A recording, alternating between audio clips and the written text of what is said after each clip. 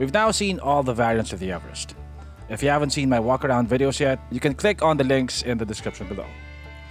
In this video, we'll rank the different variants based on how much value they offer for the money and how they compare to variants from other brands in the same price bracket. Let's start with number 5, the Everest Titanium 4x2. The Everest Titanium 4x2 is the second most expensive variant of the Everest. It looks almost exactly the same as the 4x4, which means that it's one snazzy looking SUV. Like the 4x4, this also gets 20-inch polished wheels. On the outside, the only major difference between this and the 4x4 are the headlights. Only the 4x4 gets adaptive matrix LED headlights. In terms of specifications, unfortunately, Ford took away too many of the features of the 4x4. So now, not only is it less well equipped than some of its competitors, it is a bit of a downgrade from the previous Titanium 4x2, in some ways. Emphasis on some because in a lot of other ways, it is better than the previous generation. But we'll get to that later. The previous Titanium 4x2 had power folding third row seats.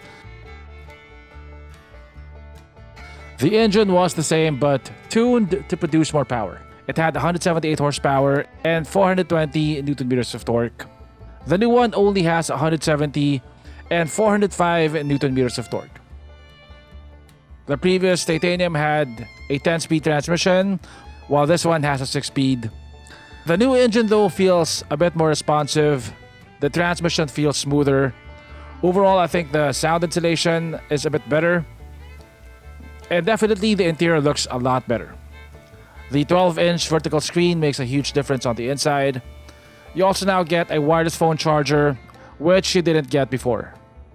I wish it came with ADAS though, because its competitors, like the Fortuner LTD 4x2 and the MUX LEC 4x2, come with full ADAS.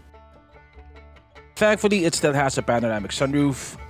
By the way, if you want an SUV with a panoramic sunroof, your options are limited to this and the Titanium 4x4. So if you want a panoramic sunroof on your SUV, this is a worthy upgrade from the Everest Sport. If not, I think the other differences are too minor to warrant the price difference. By upgrading from the Sport to the Titanium 4x2, you get a panoramic sunroof, you get a bigger 12-inch infotainment screen, and you get an AC outlet at the second row. At 4th place is the Everest Sport. The Everest Sport is the middle variant. I think it's the best looking variant because of the blacked out accents, but that's just me. Besides the color, this is also very similar to the Titanium 4x2 on the outside. It has the same 20-inch wheels, except that the wheels of the Sport are painted in gloss black. On the inside, this looks very similar to the Limited. In fact, the only difference here on the inside is the auto-dimming rear view mirror, as well as the Sport badging on the seats. So the differences in terms of specs are very minor. In terms of pricing, this is still close to the price of the MUX LEC 4x2, and the MUX LEC 4x2 has a slightly more impressive spec sheet. But again, we'll go back to that in a while because spec sheets are not everything. I think this is a pretty good variant. The reason why it's in 4th place is that I think the Limited offers more value for money. 89,000 pesos separates the Sport from the lower priced Limited. And for that price difference, you get an auto-dimming rear view mirror. The rest are mostly cosmetic. Like the Sport gets bigger 20-inch wheels, and it gets plenty of blacked out accents.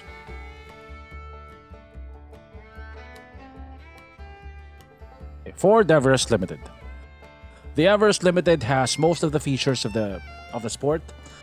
Like I said, on the inside, the main difference between the Sport and the Limited is that the Sport has auto-dimming rear view mirrors. This sells for 1.99 million pesos. And at this price, I think it's ahead of some of the competition. The Limited is priced in between the MUX LSA and the LSE 4x2. It's definitely better equipped than the LSA. The LSE has ADAS, but it's also more expensive. The Limited is priced about 200,000 pesos more than the Trend, and for that additional money, you get front parking sensors, a power liftgate, and dual zone climate control. Now, 200,000 pesos is quite a significant difference, and the differences in features are relatively minor. And that's why the Trend is ranked higher at second place. At second place is the Ford Everest Trend. I think this is the best base model variant in this segment. If you want to hear me gushing about it, you can check out my full review by clicking on the link above or in the description below. On the inside, it's almost as plush looking as the more expensive variants. It has power adjustable leather seats, a leather wrapped steering wheel, the same 10-inch screen as the Sport, and also the same engine and transmission. It also has a wireless phone charger, a reverse camera, rear parking sensors. Ford crammed so many features on the Trend that it makes some of its competitors feel obsolete. The two standout variants in the Everest lineup are the base model and the top of the line. They're the best in their respective price brackets. The Trend is the best base model, and the Everest Titanium 4x4 is currently the best and most complete PPV regardless of price. On its competitors, you have to pick and choose which features are most important to you. Like the Terra has a 360 camera but no adaptive cruise and no power liftgate. The MUX has a power liftgate and adaptive cruise but no 360 camera. The Fortuner LTD kind of has everything but is hampered by a bouncy ride and terrible third row seats. The Everest Titanium 4x4 has all the features of its competitors, plus a lot more.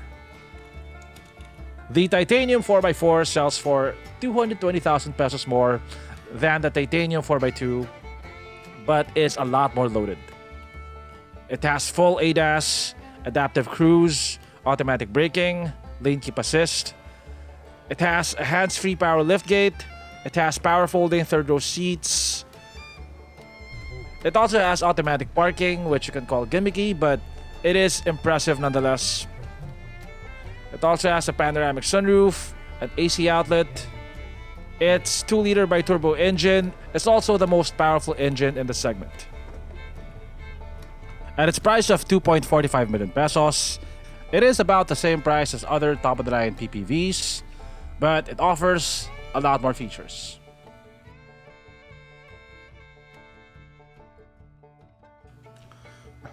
Yeah, so in summary, the top of the line and the base model offer the best value for money. The other variants may seem lacking compared to its competitors in terms of features, but I think overall, the Everest is one of the best PPVs when it comes to refinement and arguably looks. Noise insulation is one of the best, if not the best in the segment. Both the 2-liter bi-turbo and the single turbo are very quiet. It almost feels like you're not driving a diesel. And even though it's still based on the T6 platform, so much has been changed that this is practically a new model. 3/4 of the competition are riding on 4 to 6-year-old designs and may be replaced anytime soon. The Everest looks and feels like it's a generation ahead. So spec sheets aside, what the Everest offers from the base all the way to the top of the line is better refinement and also the peace of mind that your vehicle will not look outdated in a year or so. Thanks for watching. Please consider subscribing and I'll see you on my next video.